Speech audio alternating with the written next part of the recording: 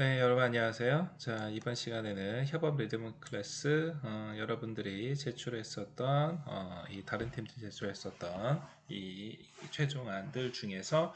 여섯 번째 그룹 보이지 않는 안전이라는 프로젝트 그룹의 프로젝트 성과물들을 같이 한번 살펴보는 시간 갖도록 하겠습니다. 보이지 않는 안전이라는 제목은 실제로는 이 두 개의 프로젝트 팀 중에서 이 눈에 보이지 않는 안전이라는 프로젝트로 제출을 했었던 팀에서 우리가 몰랐었던 시각장애인이 느끼는 일상이라는 이 프로젝트 팀에서 제목을 따왔고요. 실제로 비행기 사고는 우리가 주변에서 흔히 볼 수 있지는 않은, 하지만 그럼에도 불구하고 한번 발생을 하면은 굉장히 큰 사고가 날 수가 있기 때문에 우리가 눈에 보이지 않는 곳에서까지 하나하나 안전 수칙을 만들고 있어서 지금은 현재 눈에 보이지 않지만 막상 발생을 하고 나면은 정말로 우리가 꼭 지켜야지 될 이러한 안전과 관련된 내용이라서 제목을 보이지 않는 안전이라는 그룹으로 해서 그룹핑해서 프로젝트를 진행하게 됐습니다. 실제 여러분들이 진행했었던 내용들 중에서 이 크게 이 두 프로젝트, 즉 이 장애인, 특히 시각장애인의 안전에 관련된 내용, 그리고 비장애인이지만 우리가 이 비행기 사고가 발생했을 경우에 지켜야 되는 안전, 우리가 흔히 경험할 수 없는 안전일 수 있습니다. 하지만 그럼에도 불구하고 여기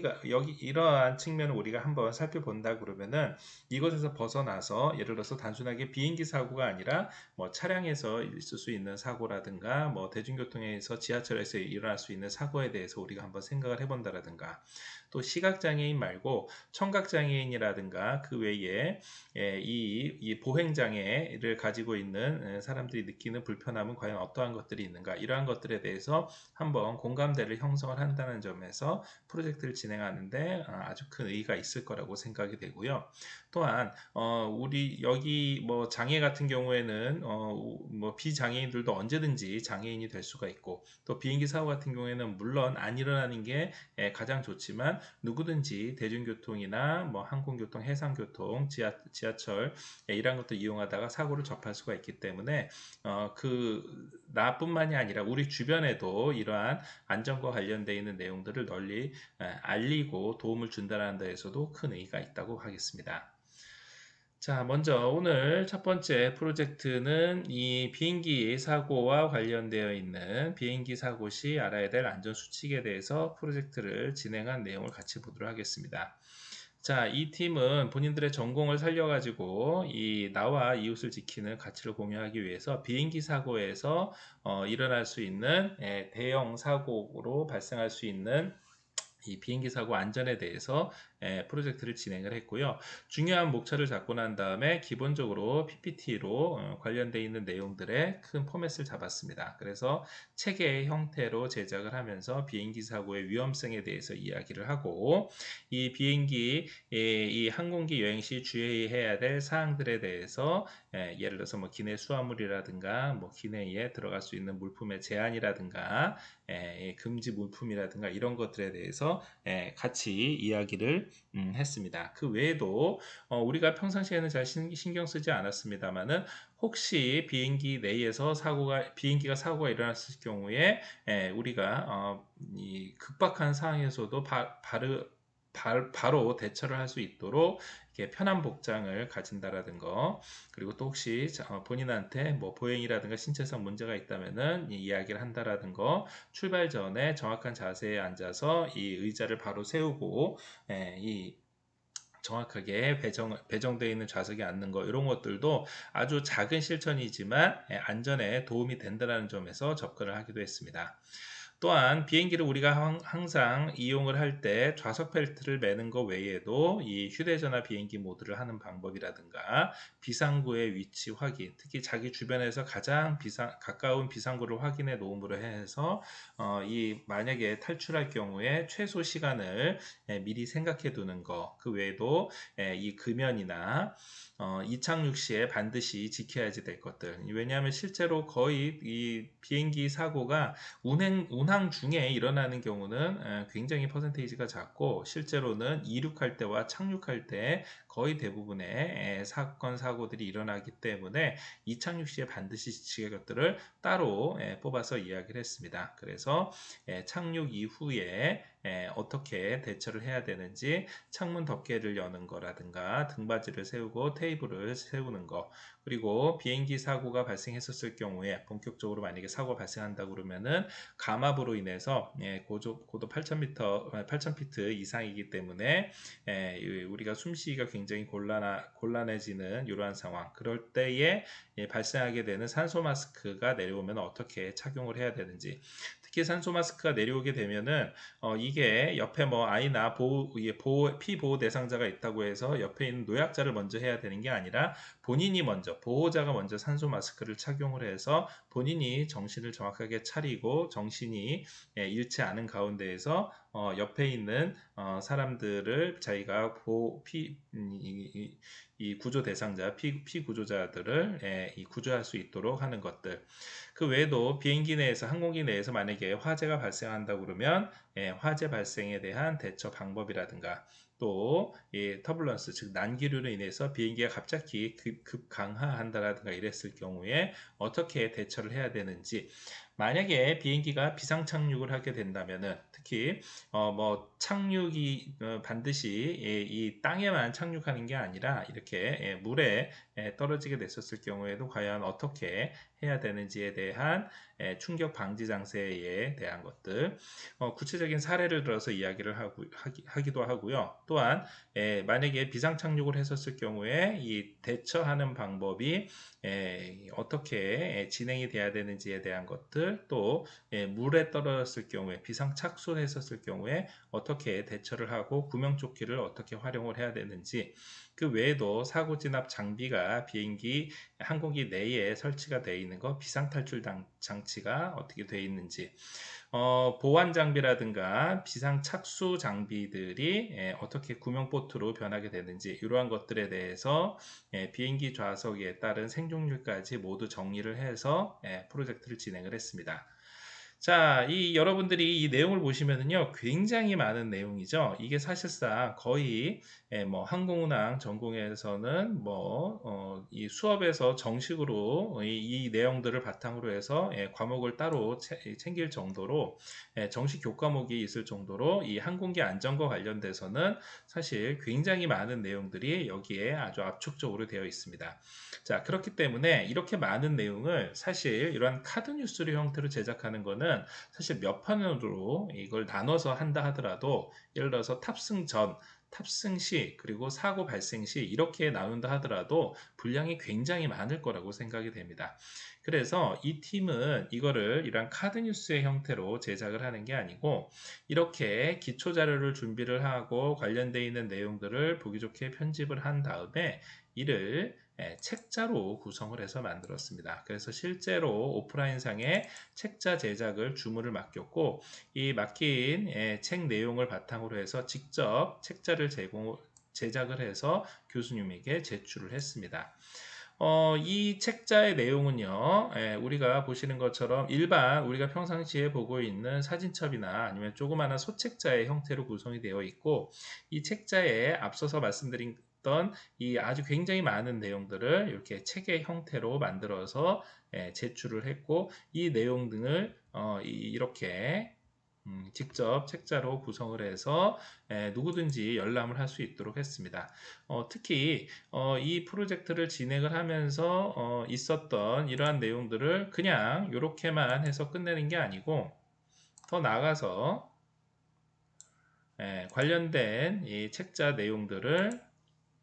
교내 게시판을 통해서 이 학생들이 공유를 할 수 있도록 이렇게 도서관에, 책자기 때문에 도서관에 비치를 해서 지나가는 학생들도 누구든지 볼 수 있도록 했고요. 그 외에 이렇게 에브리타임이나 유튜브를 통해서 많은 사람들이 공유할 수 있도록 제공하기도 했습니다. 실제 이 유튜브 링크를 타고 들어가서 보면은요,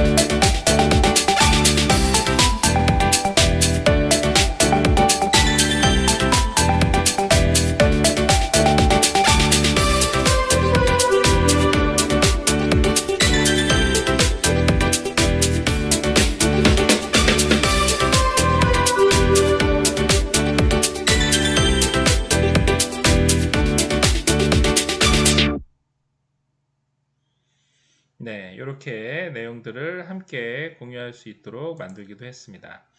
자, 결국 여러분들이 이렇게 다양한 자료 조사를 통해서 만든 백데이터를 가지고 이렇게 이 카드 뉴스 또 나가서 이렇게 책자의 형태로까지 만들어서 이 책자를 오프라인상에 비치를 해서 많은 사람들이 공유할 수 있는 이러한 기회를 준 점에 있어서 굉장히 높이 평가할 만하고, 또한 이러한 것들을 실제 이 앞으로도 이 무궁무진하게 활용할 수 있는, 뭐 예를 들어서 이 책자 같은 경우에는 당연히 이 전공과 관련되어 있는 수업 시간을 활용할 수도 있고요. 또 그 외에 제 내용을 이렇게 조금만 구분을 한다 그러면은, 뭐 예를 들어서 비행기를 처음 탑승하게 되는 뭐 어린이들을 대상으로 해서 이 이러한 안전과 관련돼서 할 수 있다라는 내용을 좀 더 쉽게 편집을 해가지고 분량을 좀 작게 해서 이렇게 제공을 할 수도 있고, 하여튼 다양한 형태로 활용할 수 있다는 점에서 한번 다른 팀들도 참고를 하면은 좋을 것 같다는 생각이 듭니다. 자, 오늘 두 번째로 같이 볼 프로젝트는 우리가 잘 몰랐었던 시각장애인이 느끼는 일상에 대한 이러한 정말로 눈에 보이지 않는 안전에 대해서 프로젝트를 진행한 팀입니다. 자, 이 팀은 실제 우리가 주변에서 느끼고 있는 다양한 안전과 관련되어 있는 내용들에 대해서 이미 시안 단계에서부터 굉장히 많은 자료 조사를 통해서 프로젝트를 진행을 했습니다. 그래서 배리어 프리부터 시작을 해서 대중교통 활용에 대한 것들, 또 대중교통 말고도 예를 들어서 뭐 점자라든가 아니면은 뭐 안내견이라든가 이렇게 다양한 형태의 굉장히 많은 내용들을 자료조사와 실제로 토의를 통해서 이렇게 필요한 내용들을 이게 정리를 했습니다. 또 특히 요거를 이렇게 이 사람들이 그 내용에 관심 있는 사람들은 찾아볼 수 있도록 이 열독률을 높일 수 있도록 내용들을 이 한 페이지 내에 전하고 싶은 내용들을 정확하게 집약을 하고 이렇게 강조를 해 가면서 중요한 메시지를 바탕으로 이 그 외에 사진이라든가 다양한 캐릭터들을 활용을 해서 예시를 들어가면서 프로젝트를 진행을 했습니다. 그래서 전체 이 카드 뉴스를 제작을 해서 프로젝트를 추진하다 보니까 여기에 있는 내용들의 전체 분량이 50페이지가 넘는 굉장히 많은 분량으로 결국은 최종적으로 자료조사가 정리가 됐습니다.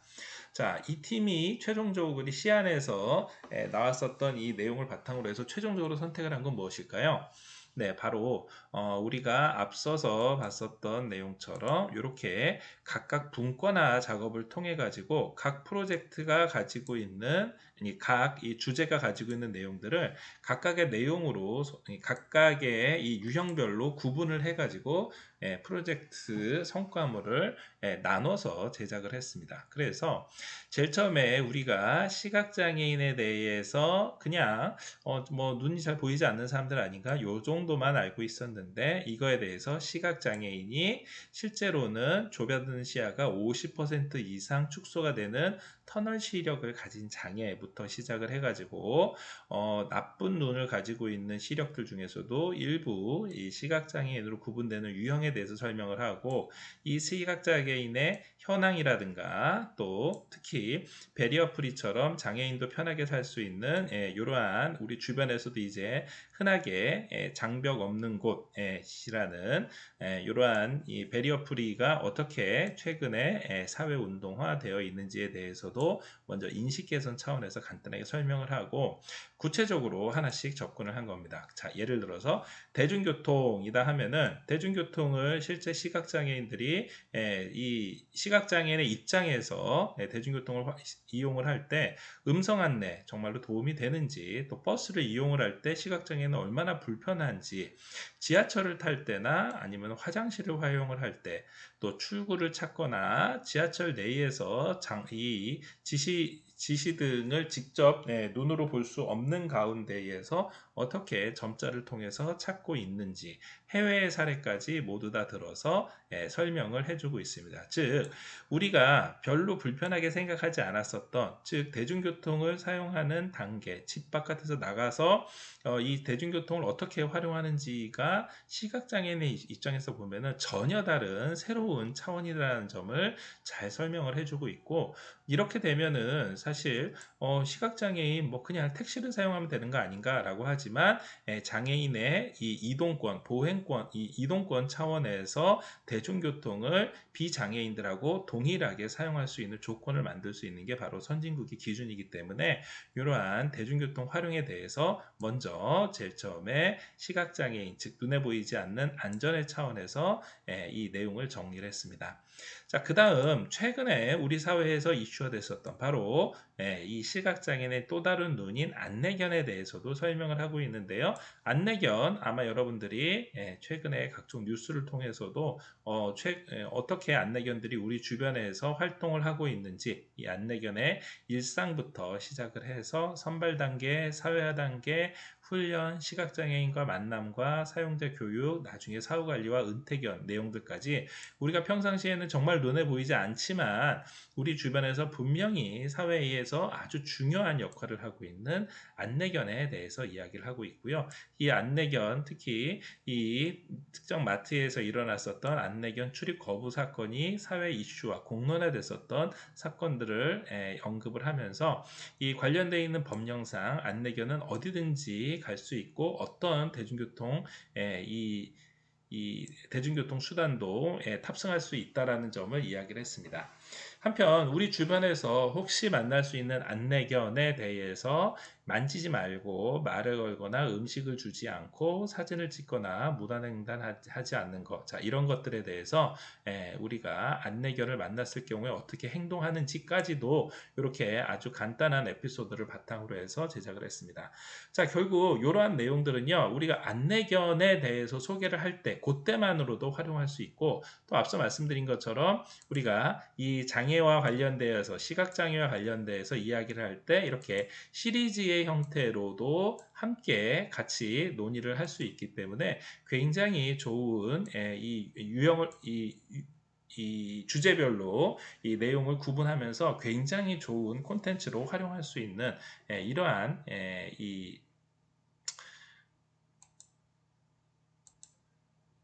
조건을 구비할 수 있게 됐습니다. 그 외에도 점자와 우리 일상생활에 대해서, 점자 같은 경우에는